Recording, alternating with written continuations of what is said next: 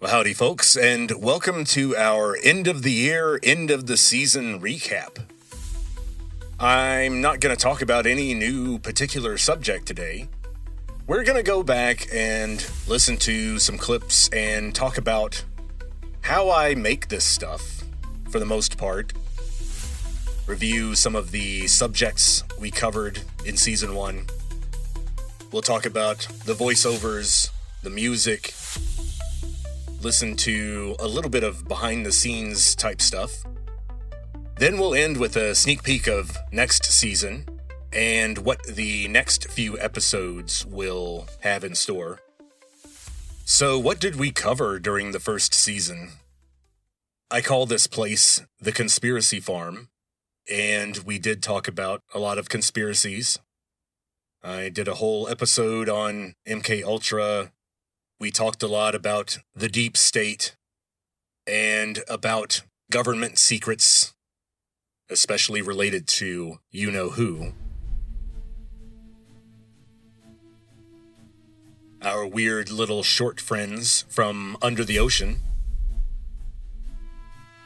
I also talked a little bit about our very tall neighbors.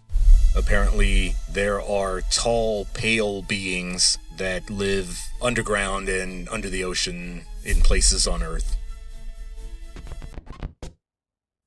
Well, that's conspiracy enough for me. Then we talked a lot about ancient texts, everything from Confucius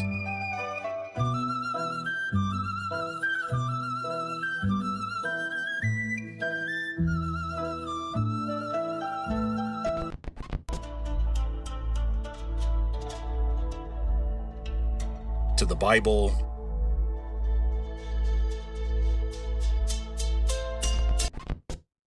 and then I covered a lot of autobiographical stuff. Well, maybe not a lot of it. I'm going to try to do more of that in Season 2. But here's the thing. I'm not quite as comfortable with the autobiographical stuff. And that's from looking back over Season 1 and looking at decisions I made, creative decisions I made, and what I tended to focus on. And I'm starting to think maybe I just am not the kind of person who loves to overshare. I think a lot of you have started to figure out that I have a bit of a grim and perhaps combative view of life. And sharing a lot of your deepest feelings is not going to be high on your list of priorities when you are living like that. So, before we move on to looking back at Season 1, let me mention that in Season 2, I am going to have more interviews with historical figures, but I can't promise that those interviews will be fruitful or productive or informative. Knowing me, I would probably say the wrong thing and set them off, whoever they are. You know, me annoying Genghis Khan about his wardrobe might actually be physically risky for me. But that's the risk I'm willing to take for my listeners. I'm dedicated. I don't care who I make angry for the purposes of entertainment. I also want to include more music in Season 2. And this is just because of how productive and reliable the music AI that I'm using has turned out to be. They've upgraded themselves several times since I started the podcast. They're on version 7.6 now, which is pretty darn good. I think you guys may have noticed an increase in the number and specificity of the music that's being used. Hopefully I don't go overboard with it. Speaking of going overboard with music, the first episode of Season 2 will be Sorority Security Guard, Volume 2. More autobiographical stuff, as I just promised. And that episode will include a rap song, and the beat, the backing track, was created by Murica. I can't say that I create the clips or write or make them. However, for the rap song, I want to stress that it was written entirely by me. It was not written by the AI. And although there are AI voices that I manually add for the chorus, you know, you gotta have your hype men and backup singers. But it'll be 100% my voice rapping over a backing track. No assistance from AI there. All of the assistance to make my voice sound better will come from Audacity, and that'll just be a lot of layering and compression, but it's the kind of stuff that you always do to a voice when you're doing rap. Yes, I've been watching instructional videos on how to master hip-hop music. So, unfortunately for the listeners, I will also be attempting to do some forays into philosophy.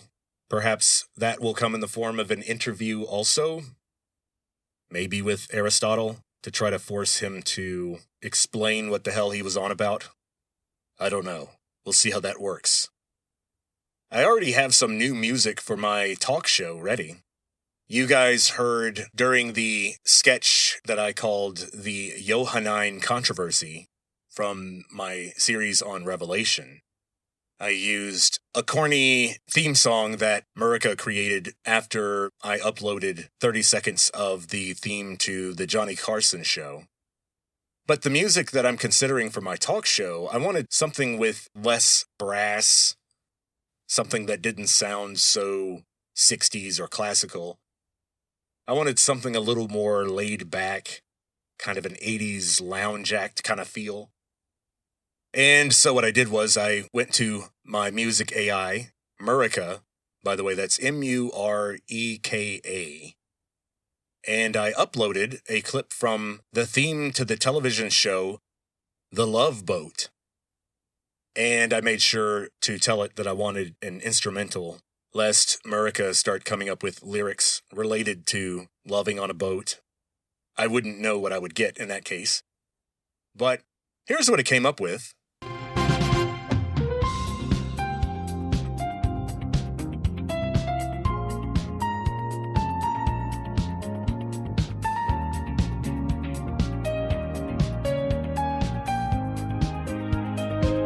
And I kind of like that vibe.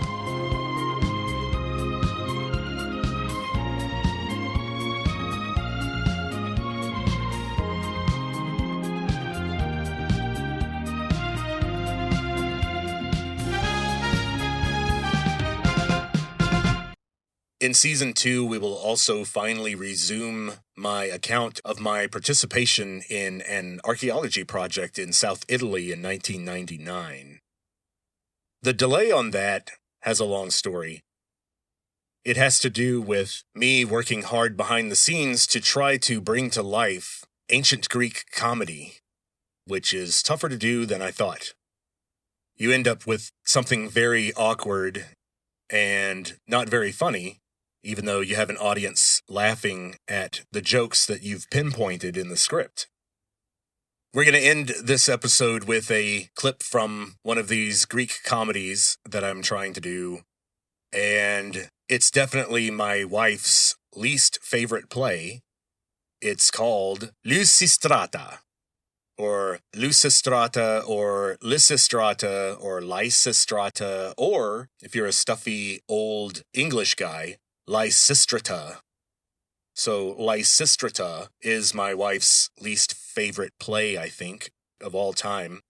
And we'll talk more about how I do the music and the voiceover, but just know that Lysistrata is kind of difficult for me because a lot of the voices, most of the voices, are female.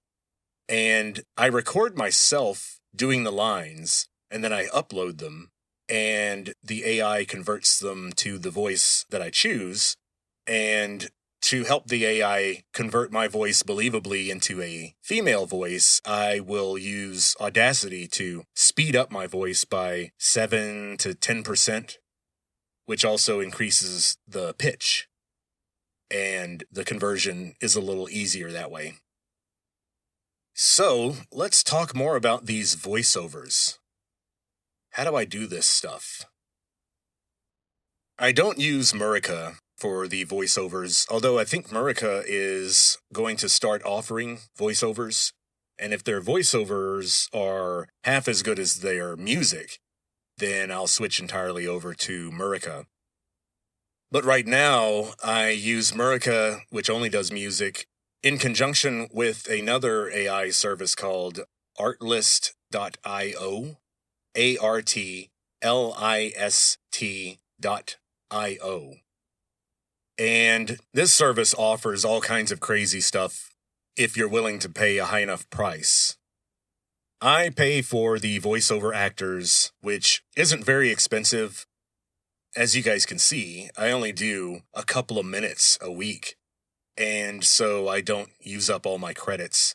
I'm not trying to get the AI to read a novella or something.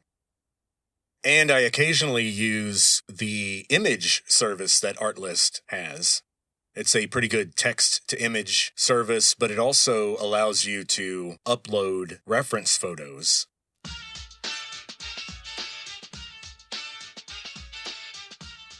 So if you guys remember the cover to the episode in the Revelation to John series that included the rap song from the band The King James Crew. Yeah, baby, you know we shine. King James Crew, we so fine. Conjugating verbs in You'll notice that the Elizabethan gentlemen who are looking at the camera appear to be in 1990s Southern LA. And their positioning does look remarkably like the cover to an NWA album. And I did that on purpose. Sometimes my use of the recordings is to avoid any kind of copyright concerns. I really wanted a quote from Senator Ted Kennedy from the 1970s, where he was exposing some of the craziness involving MK Ultra, the CIA program that I did an episode on. And here is the Ted Kennedy voice that resulted from me uploading a bad impression of Ted Kennedy. And I won't humiliate myself by uploading the original for this. But let's listen to how bad this Boston accent is as I struggle to fool you into thinking you're listening to Ted Kennedy. The deputy director of the CIA revealed that over 30 universities and institutions were involved in an extensive testing and experimentation program, which included covert drug tests on unwitting citizens at all social levels. Now, several of these tests involved the administration of LSD to unwitting subjects in social situations. At least one death, that of Dr. Frank Olson, resulted from these activities. The agency itself acknowledged that these tests made little scientific sense, and that the agents doing the monitoring were not qualified scientific observers.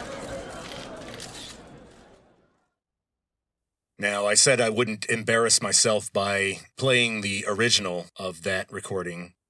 In other words, the recording of my voice saying that I had to upload to Artlist so that Artlist could have one of its virtual actors produce a companion recording that matches my tone and my pace exactly. Or at least it tries. Now, note that Artlist has also updated itself and revised its service several times since April, when I started the podcast.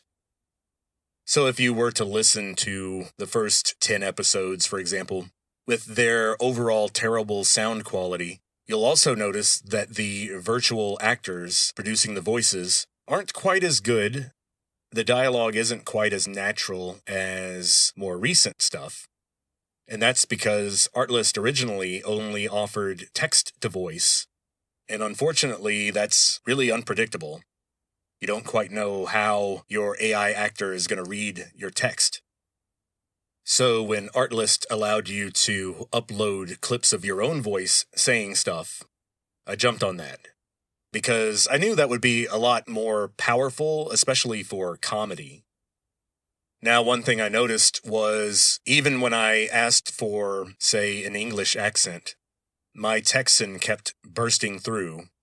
I've had to learn to try to keep my vowels short and clipped to try to stop all the voiceovers from sounding like Texans. I didn't want Ted Kennedy to sound like this. That wouldn't make much sense. But I did think, gosh, I should share some of this stuff. I think it would be interesting for you guys to hear. So let's listen first to a clip from my episode on MK Ultra from a sketch that I called Explain Charles Manson. And that was a fake game show where I was presented with quotes from Charles Manson, and then I was given a limited amount of time to explain how what Charles Manson said was actually a pearl of hidden wisdom, and that Charles Manson was actually a very wise, intelligent guy who understood how the world worked better than most. Now, I eventually failed. I wasn't able to support all of the Charles Manson quotes. Now, one of the earlier ones was pretty fun to do.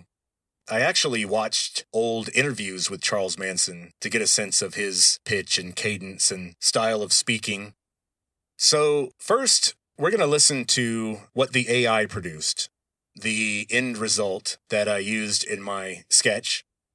Then we're going to play me doing my impression of Charles Manson. And basically all I did was went back and found the WAV file that contained my voice, and it was the one that I uploaded to Artlist to get my final voiceover. So let's take a listen to that. He's a rock and roll dude. He's from the streets. He doesn't have time for intellectuals like me and my fancy computers. So let's hear what a real man of the world has to say. Are you ready, Charles? Here he comes. The Ayatollah of rock and rolla, Charles Manson. Go ahead, Chuck. Cook for us. I don't want to take my time going to work. I got a motorcycle. And a sleeping bag. And 10 or 15 girls.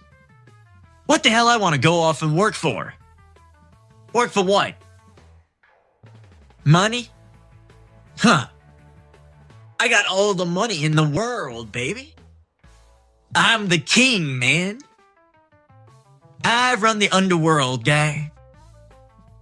I decide who does what and where. What, am I gonna run around like some teeny bopper somewhere for someone else's money? I make the money, man. I roll the nickels. I deal the cards. The game is mine. What the hell I want to go off and work for? Work for what? Money? Huh. I got all the money in the world, baby. I'm the king, man. I run the underworld, guy. I decide who does what and where. What am I going to do? Run around like some teeny bopper somewhere? For someone else's money? I make the money, man. I roll the nickels. I deal the cards. The game is mine.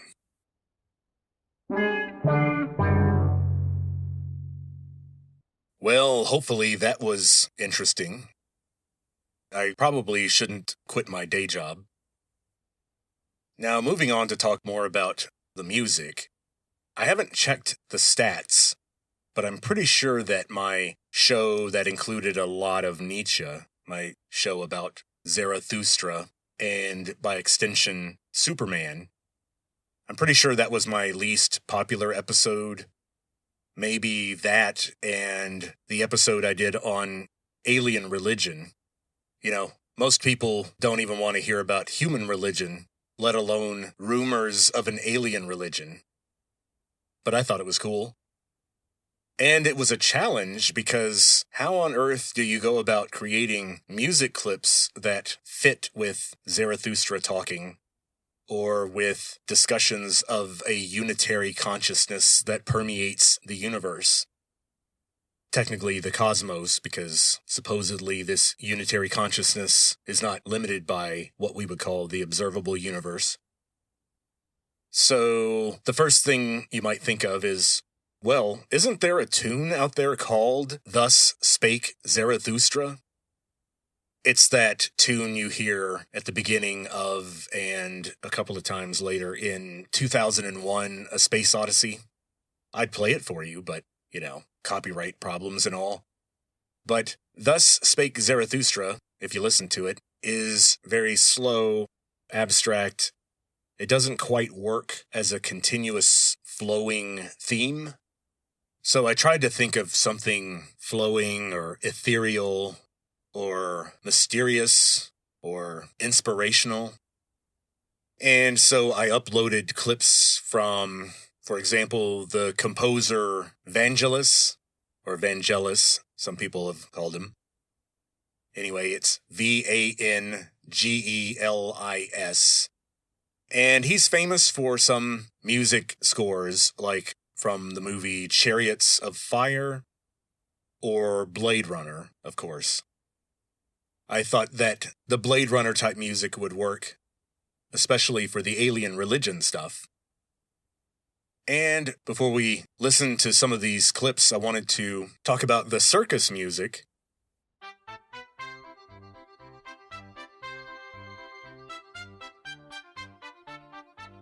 Now, the circus music was just me uploading the actual classic Barnum and Bailey circus music to Murica, and then having it create something fun for clowns to perform to, or something to that effect.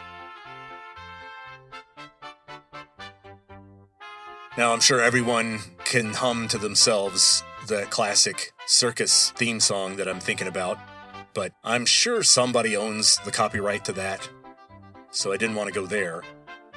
But I still needed something silly sounding that used the same old vaudeville type instruments. And so let's listen to a couple of clips from my episode that featured a lot of Zarathustra, and then some clips from the episode on alien religion, just to get a sense of how my use of music has been evolving. And maybe judge for yourselves whether I nailed the right mood. Because one thing I'm starting to realize is that when the music fits, it works really well. When it doesn't fit well, it's terrible. And I'm not sure that I've always matched everything up really well, but I try. So let's listen to some of these clips.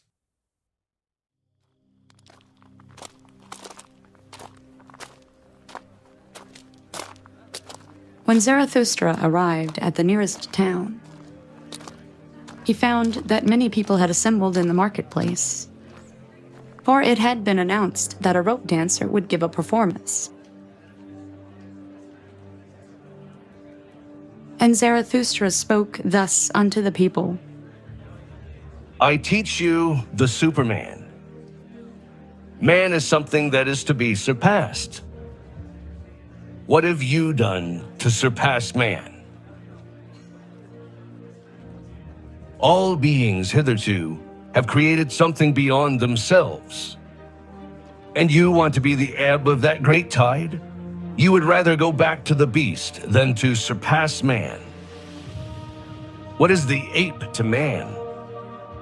A laughingstock, a thing of shame. And just the same shall man be to the Superman. A laughingstock, a thing of shame.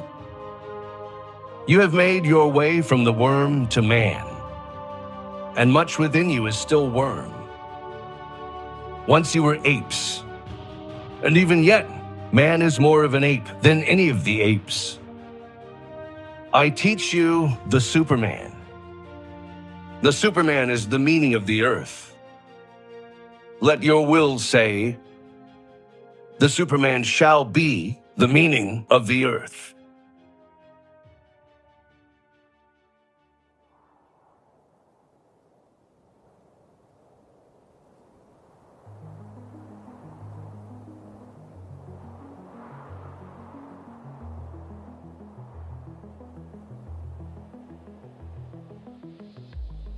They reduce time, space, and everything to the behavior of a single unitary consciousness. This consciousness behaves entirely spontaneously, without deliberation or forethought. The process of evolution has caused some organisms, such as ourselves, to develop higher cognitive faculties and mental complexity, which allows for complex thought and self-reflection. According to them, the mind of a living organism is a part of this consciousness that has looped in on itself, creating separation and individuality. Our perceptions are the mental activity of this unitary consciousness, as it is filtered through our minds, and presented in a way that is most advantageous to our survival as individual loops.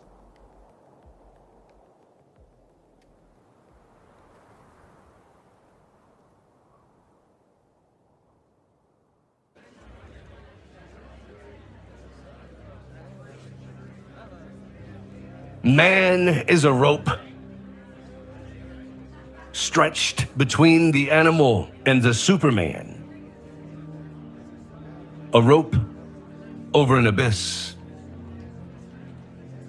With these preachers of equality, I will not be mixed up and confounded. For thus speaketh justice unto me. Men are not equal, and neither shall they become so. What would be my love to the Superman if I spoke otherwise?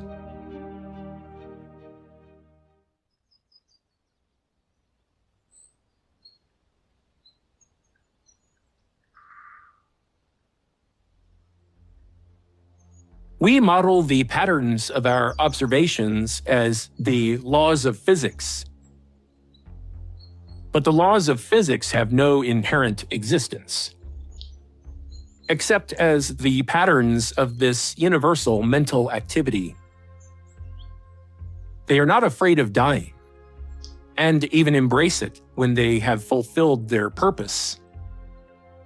They do not fear death, because they believe that death is just a process where individuality breaks down and the mind unloops and becomes reintegrated into the unitary consciousness.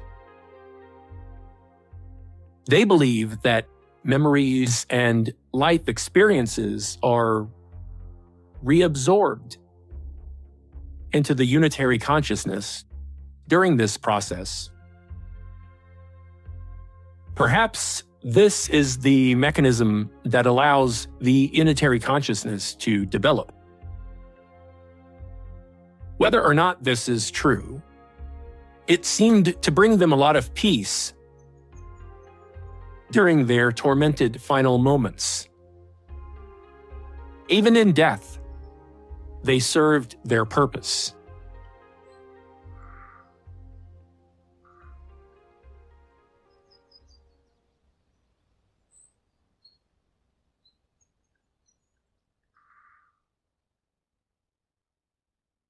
And so, what do you do if you need lyrics?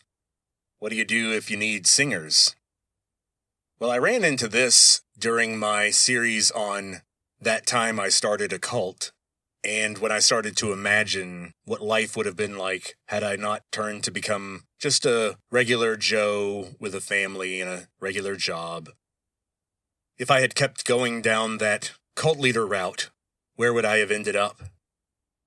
And so The inspiration for that sketch came from watching a strange YouTube channel that plays the television feed from dictatorships. And so, for example, they have a great video of how every broadcasting day begins in North Korea. And I found out that Kim Jong-un commissioned a song to be written. And I use the word commissioned in quotes because I'm pretty sure someone just had a gun pointed to their head and was ordered to write a song.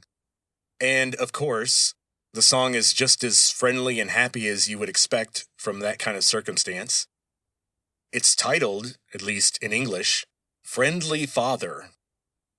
So this song about Kim Jong-un is called Friendly Father, and I did not look up the English lyrics. I didn't want to give Kim Jong-un that much respect or effort. But I uploaded a clip of Friendly Father to Murica, and this time I asked for lyrics, and I asked for lyrics that praised the dear leader Vincent. And I talked about how he was from Texas and that he was ordering a massive industrialization program and stuff like that. Now, it gave me the lyrics that it was planning to go with, and I went in and made some changes.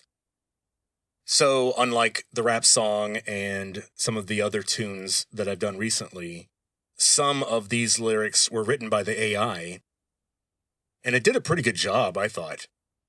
Now, the line about the factories drip with our sweat and our blood, He is our Yahweh, God of the flood.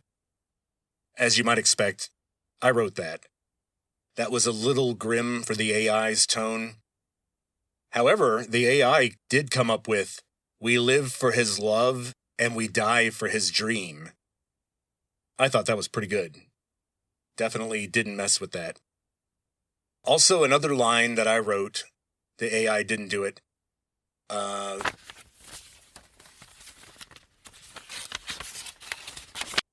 sexiest genius in the history of time. That was my line. That might surprise some of you that I wrote that, but yeah. The other thing I thought was funny is the female voices, how annoyingly fawning they are. I knew that was going to annoy my wife. Especially the one that kept saying how funny I was. So funny. I want to have that voice kind of end every little segment that I do in every episode. So funny. It's just very reassuring. I like it.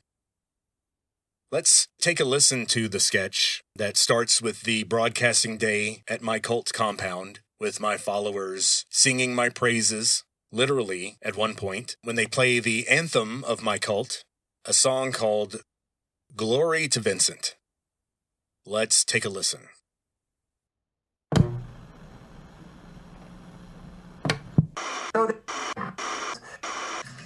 Jody, are you confirmed?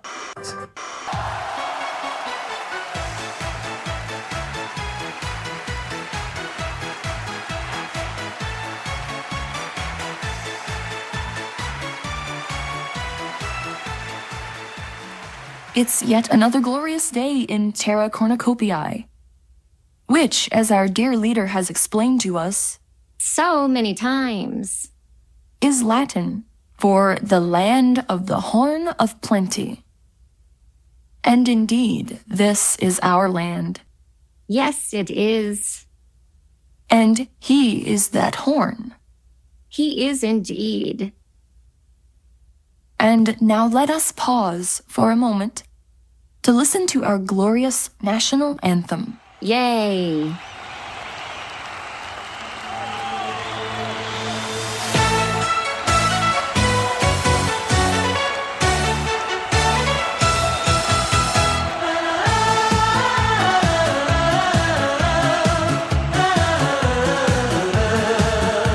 The sun rises red over iron and steel. Vincent the Great will force you all to kneel. His wisdom outshines the stars that shine at night. His mind sharp like diamonds, his will forge in spite. The factories drip with our sweat and our blood. He is our Yahweh, God of the flood.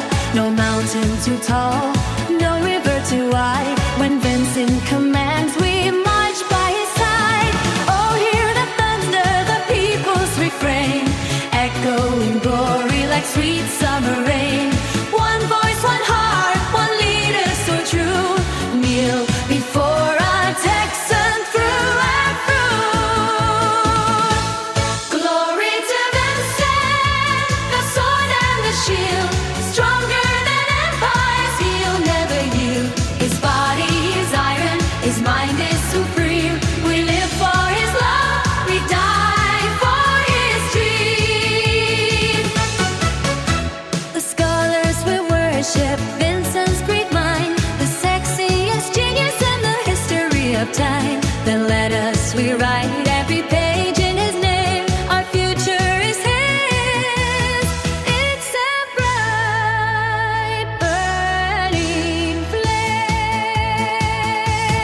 Glory to Vincent, our sword and our shield, stronger than empires, he will never yield. His body is iron, his mind is supreme. We live for his love and we die for his dream.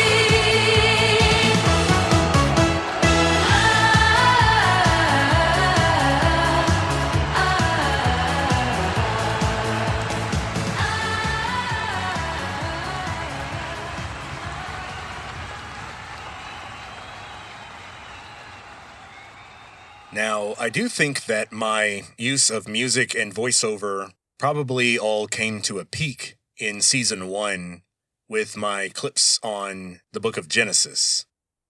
When you read Genesis, the first 7 days of creation is such a whirlwind of activity and ideas, and it's written in a kind of celebratory, joyful tone, so I wanted to reproduce that before we switched authors to go into the section written by the Yahwist. And as you'll find, the Yahwist is quite different in how they approach the story. What I wanted to do was not listen to the entire 7 days of creation. I wanted to replay day 5 through day 7, because those are the ones I haven't repeated yet. I already repeated days 1 through 4. And one thing I wanted listeners to listen for during this replay, a couple of things. Day 5, I wanted to sound happy and exuberant because God is creating the animal life on earth. And I wanted that to contrast with the creation of humans on day 6. Because I wanted to create a feeling that when God created humans, that maybe something went off the rails. I wanted the creation of humans to be kinda creepy and weird. And when God is creating humans, right before you hear that first heartbeat and breath, you'll notice 2 sounds that I added. One is a kind of flame sound or a crackling of a fire. I used that to represent the presence of Yahweh on earth. For example, later on, in Exodus, when Yahweh appears to Moses, he appears as a burning bush, as a fire. So this association of fire with God in the Old Testament is something we see more than once. Also, that weird sound that I came up with to represent light, you'll hear that a little bit right before the heartbeat starts. And remember that I said that I think that, especially in this part of Genesis, light represents the intrusion of the immaterial into the material. There's something partly immaterial about light, at least in the mind of this author, I think. And so what we hear there is basically what later Catholic scholars would call the ensoulment of man. E-N-S-O-U-L-M-E-N-T. Ensoulment, meaning when the soul entered humans, making them different from other animals in that one way. Now, people will notice that this passage sort of skips over Adam and Eve. We have to wait until the next section of Genesis, when we switch to the Yahwist author, who wrote the story of the Garden of Eden. And so when I was adding sounds, what sounds do you use to represent the first humans? Well, the male voice you hear is speaking Xhosa, and Xhosa is a language spoken by the San people in southern and eastern Africa.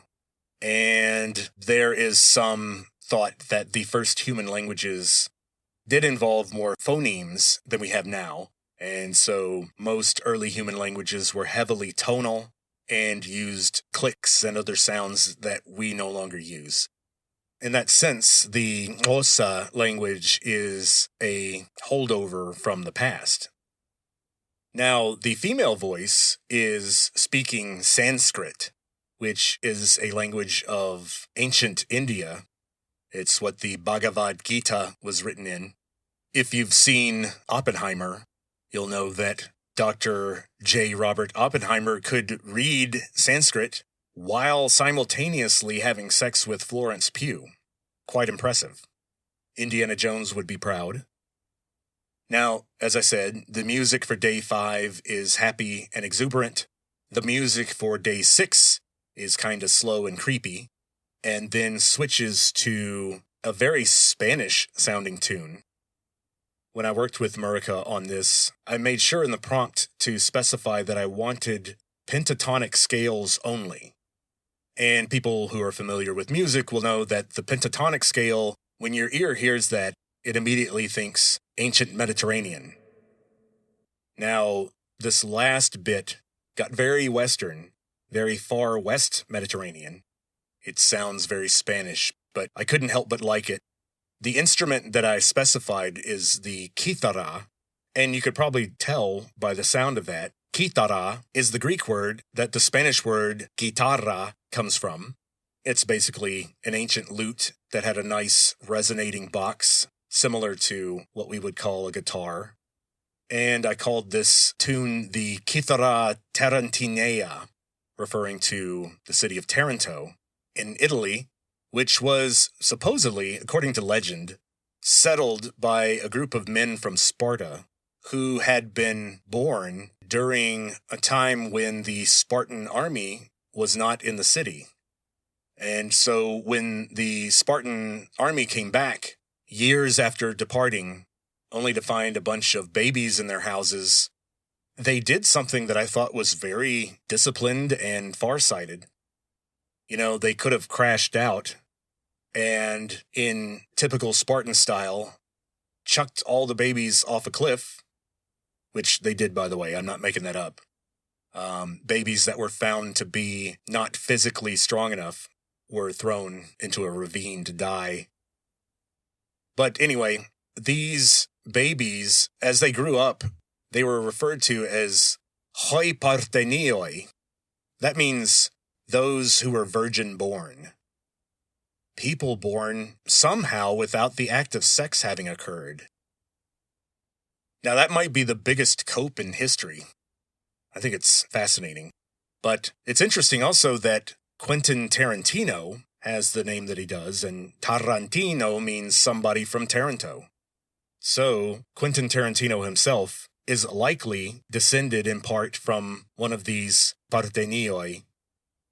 Now, the last thing I'll say about this before we listen to it is I want to stress how long it took me to find and process and place all of the sound clips of the animals. There's dozens of those. And then going through and using equalizer tricks to make sure that we're not obscuring the voiceover.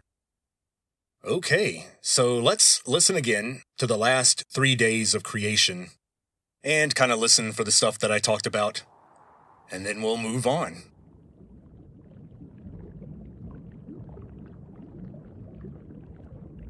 God said, Let the waters be alive.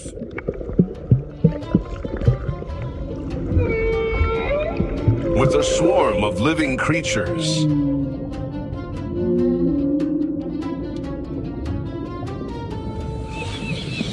And let birds wing their way above the earth. Across the vault of heaven.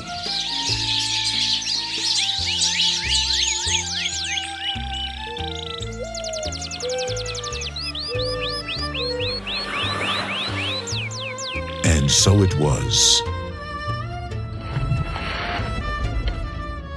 God created great sea monsters.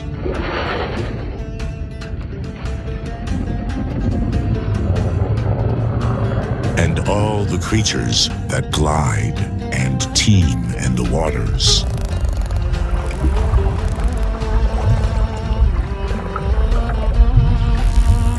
In their own species. And winged birds in their own species. God saw that it was good.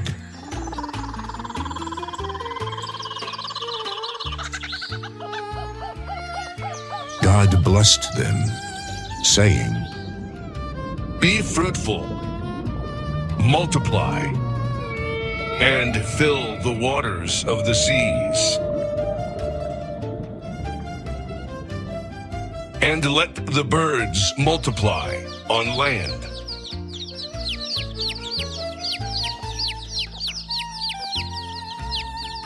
Evening came,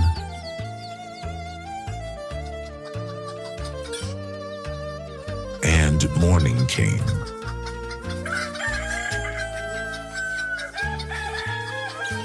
The fifth day.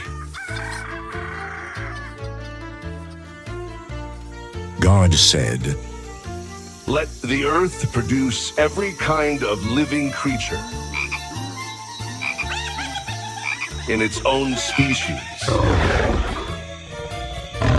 Cattle, creeping things, and wild animals of all kinds.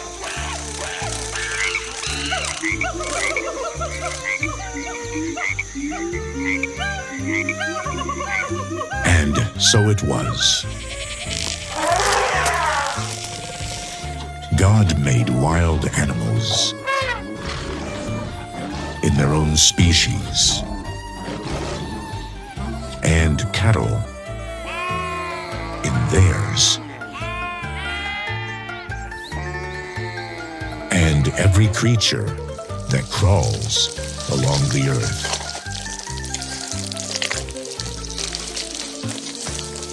In its own species. God saw that it was good.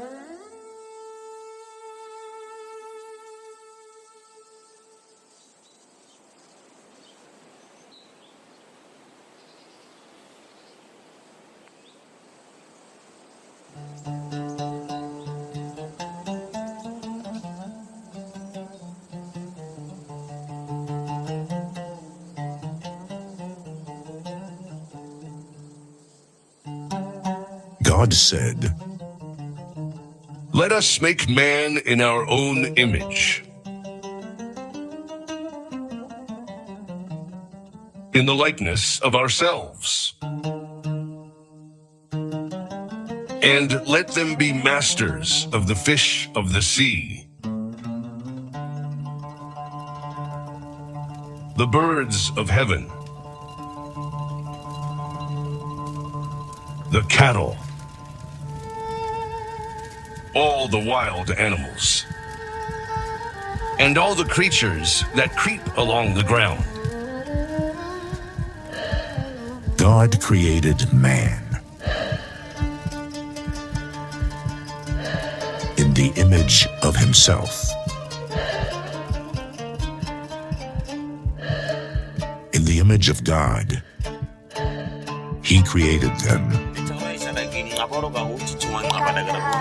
Male and female, he created them. God blessed them, saying to them, Be fruitful,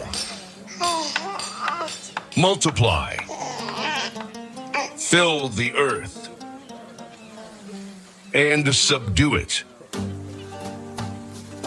Be masters of the fish of the sea, the birds of heaven, and all the living creatures that move on earth. God also said, Look, to you I give all the seed-bearing plants, everywhere on the surface of the earth, and all the trees with seed-bearing fruit. This will be your food. And to all the wild animals, all the birds of heaven, and all the living creatures that creep along the ground. I give all the foliage of the plants as their food. and so it was. God saw all that he had made, and indeed, it was very good. Evening came, and morning came, the sixth day. Thus, heaven and earth were completed with all their array. On the seventh day, God had completed the work he had been doing. He rested on the seventh day.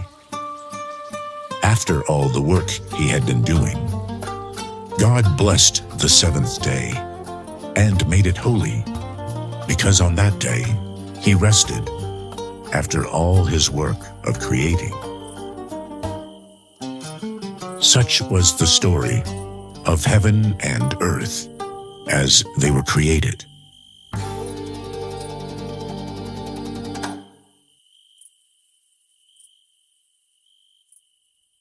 Okay, well, the last clip I want to listen to before we sign off for the season is the Johannine controversy.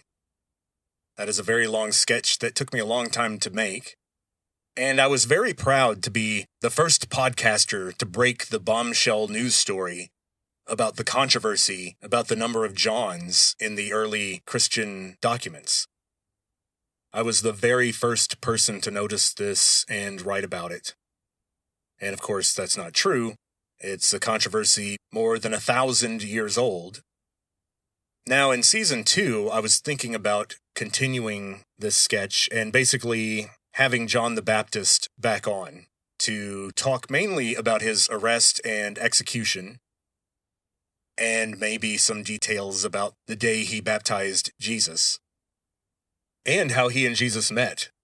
There are some interesting mysteries there. Now, here's the thing.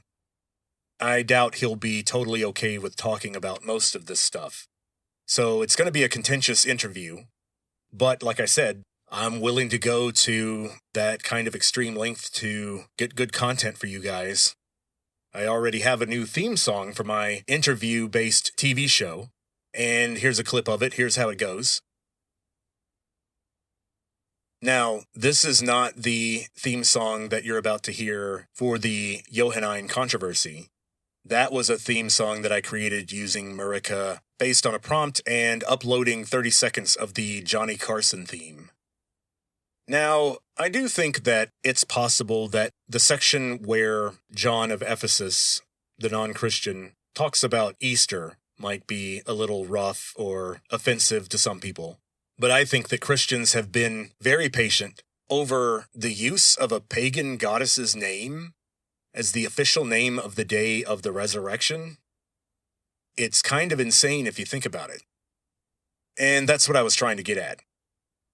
Especially when you add all of the Celtic pagan traditions related to sex and reproduction, because that's what the spring festival and the festival of Easter was about. It wasn't about the resurrection of Jesus. It was about sex in the animal kingdom and trying to promote fertility.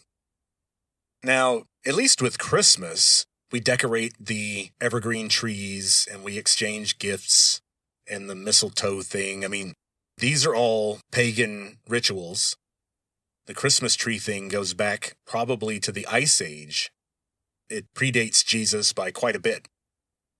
But at the very least, we don't still call Christmas the Saturnalia or Yule, the old pagan names for it. But can we really blame people? I mean, in any given moment, we have to admit that thinking about multicolored eggs and rabbits is usually more pleasant to the average person than suffering and torture and death at the hands of a tyrannical government, and then also wrestling with the theological implications of a being supposedly coming back from the dead and then being seen by his followers and crowds of people. That's heavy stuff. I guess I can totally see why people just want to celebrate how pretty and fun spring is. But when your culture is nothing but pretty and fun, and you don't have enough death and torture, then you end up with a shallow culture full of emotionally weak people who can't handle issues related to suffering or death or torture or tyrannical governments. Eventually, their scared and hungry children will be assigned to some re-education gulag, and the only passive resistance to their government that they can muster is to hide colored eggs in various corners of the camp. Fun times. It's a fun future we're looking at. But anyway, let's listen not to the whole Johannine controversy, but just some of the ending part to get a sense of how it got a little bit out of hand. And I promise in season 2 that I'll do better with managing my guests and trying not to insult them. So let's listen. Saw anyone tortured or killed for being a Christian. But that's not even the point, dude. I mean, sure, I help write Christian literature, and I may be known as Ioannes of Ephesus, but I am also known as Ioannes, the pagan party pig of Ephesus. There is no ritual depravity that I have not known. No, that's awful. And if the Romans ask me, I won't be lying when I say, sure, Jesus sounds awesome, but I'll still pray to the spirit of the emperor any day of the week if it means free barbecue. What a horrible idea. And don't get me started about Galatian girls. This is terrible. Well, that's fascinating, but it's not really what this episode is supposed to be about. I mean, no one really cares about those letters. Wow, really, dude? No offense. Really, dude? I mean, the point is we can't do this segment without the guy who wrote the Revelation to John. That's the whole point of talking to all these Johns. And the sources say that this particular John was from Ephesus, even though he was on the island of Patmos when he wrote it. So let's introduce the guy who wrote the Revelation to John, whoever he was, and no one else, please. Okay, you can open the door. Now it's time for the author of the Revelation to John, whoever that was, and no one else, please. Hello and welcome. Awesome. Have a seat. I finally have the actual author of the Revelation to John. Yeah, that's me.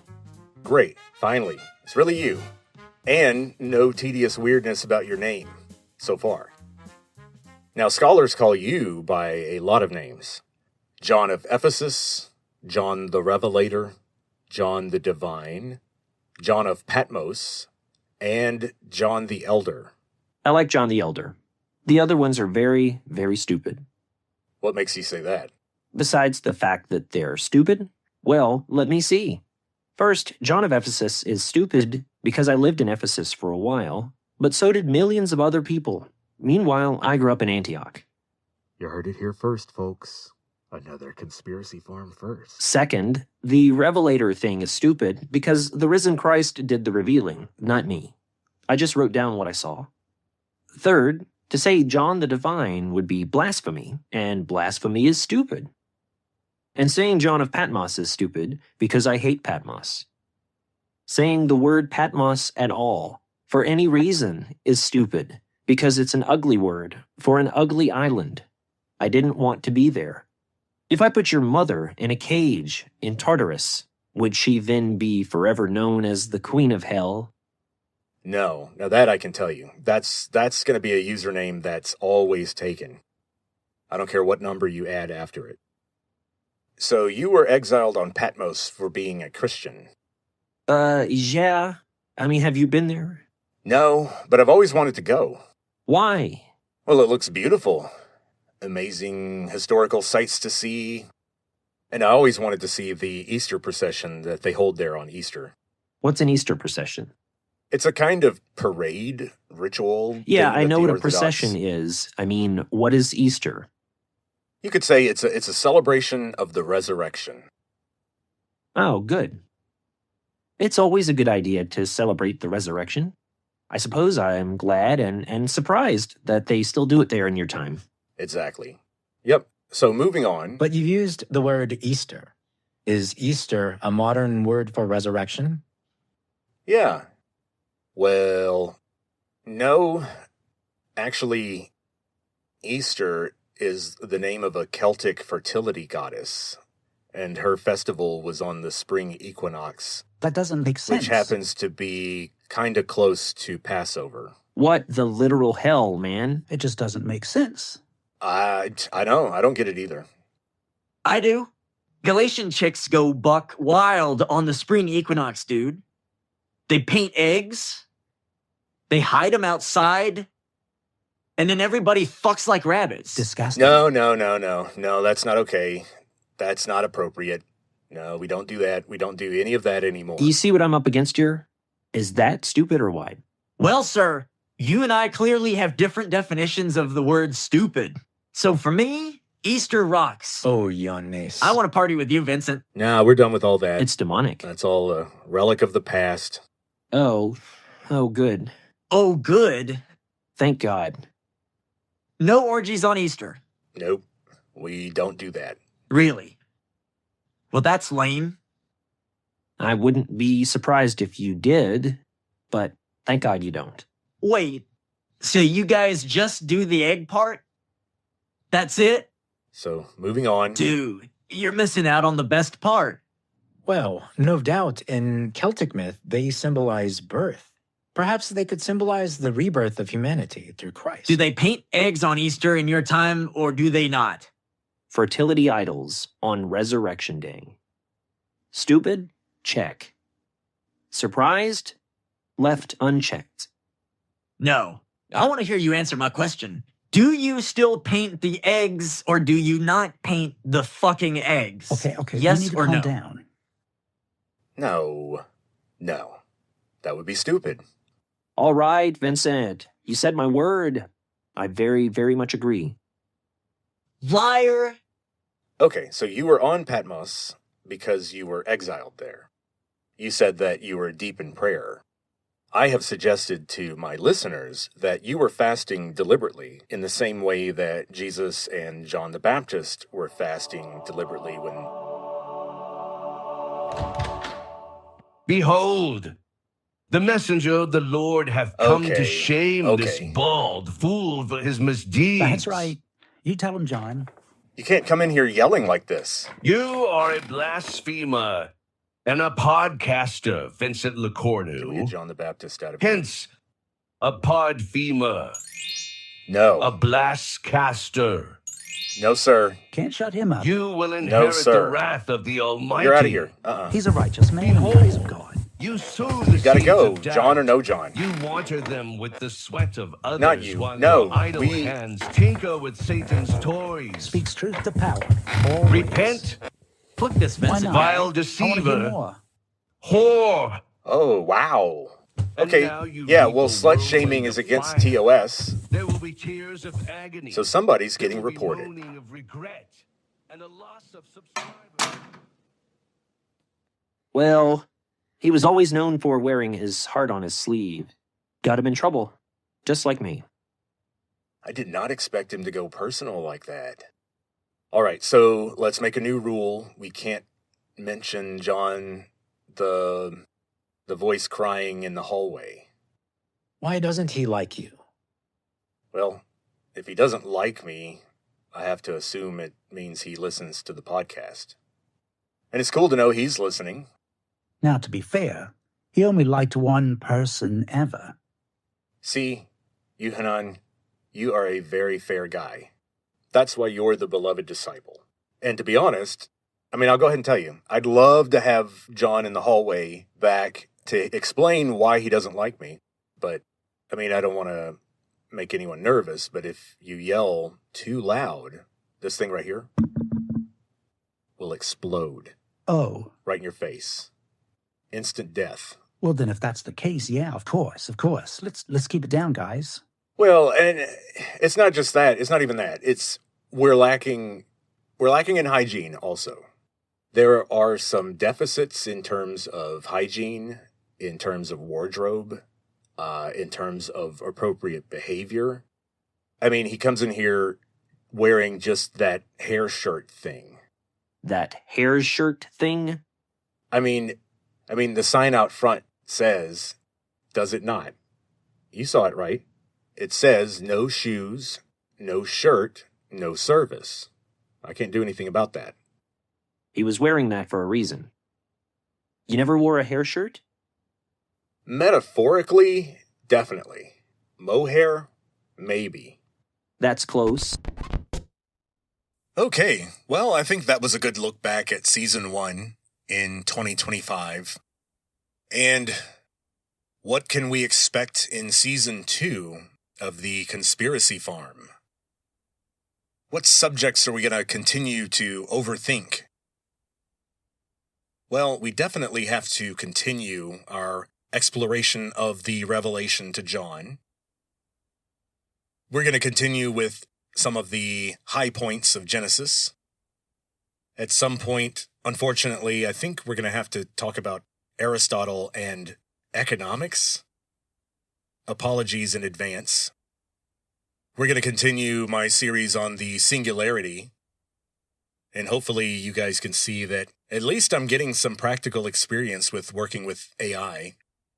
Getting a sense of what the AI will accept or understand and how it could play fast and loose with some of the prompts that you give it. And of course, we're going to talk more about aliens, and more aliens. We're going to talk about the Great Flood and the Silurian hypothesis. Silurian. Basically, the idea that there have been ancient civilizations before the ones that we know of. Say before about 10,000 BC. That's usually the cutoff. Because, as you guys may recall, the agricultural revolution produced cities like Sumer, the first Bronze Age civilizations in Mesopotamia. And so 10,000 BC would be well before that. And there's good evidence that some monuments, like the Sphinx, do come from that much earlier period, where we kind of have no idea what was going on. We'll also continue the series of Death by Aliens, the episode about the Dyatlov Pass incident, and the first episode about cattle mutilation have been delayed by my desire to do more research.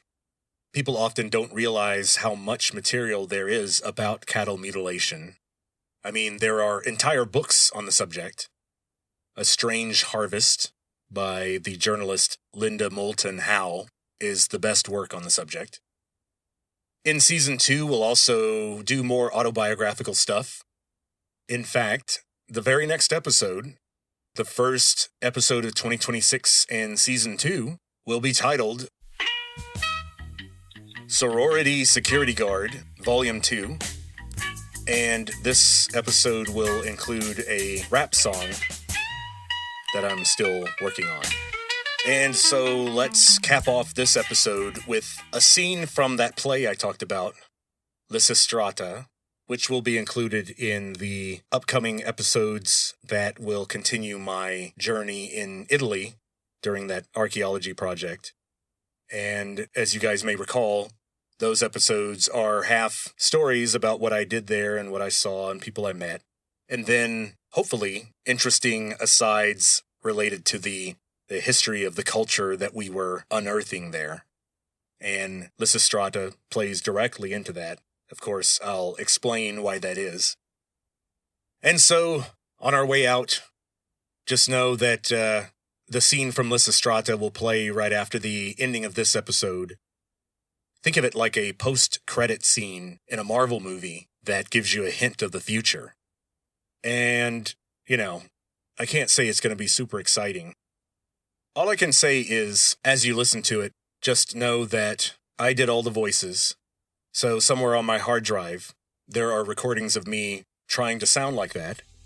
And then also note that I apologize ahead of time for the quality of the humor.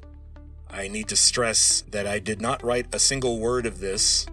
This is directly from a good, reliable English translation of the play. And the audience laughs where the audience would have laughed back in the day. So, cut me a break when you listen to it. With that, I'll sign off for Season 1. We'll continue to examine and overthink every strange subject in the world in Season 2. And who knows how we'll level up or what new techniques I'll start to use. But until Season 2, I'll talk to you later.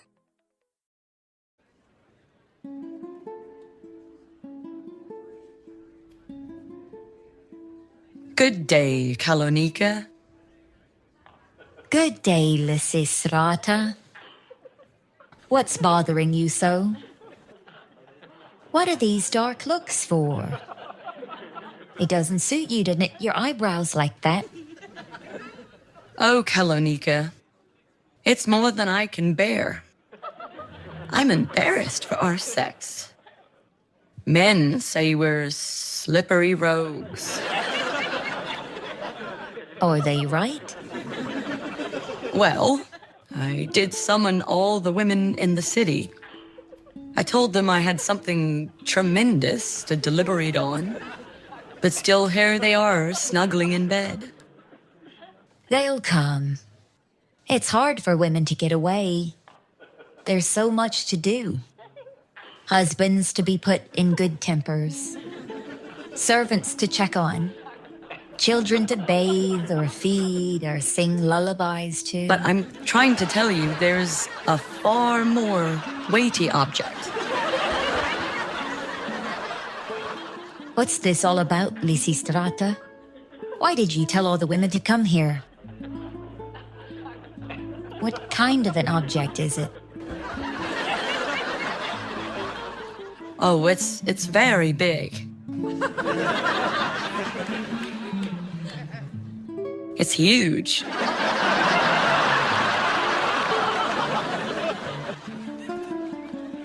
Is it long?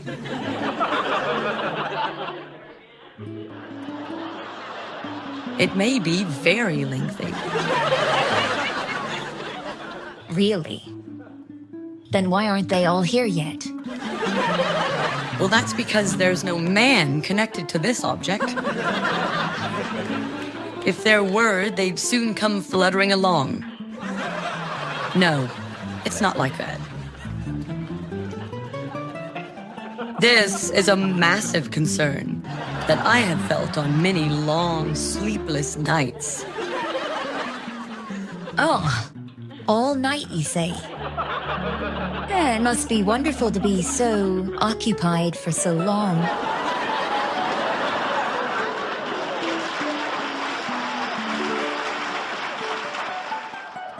Well, what's wonderful is that Greece will be saved by its women. Our country's fate is in our hands. We could destroy the Peloponnesians' root and branch if the women join together. We can rescue Greece hand in hand.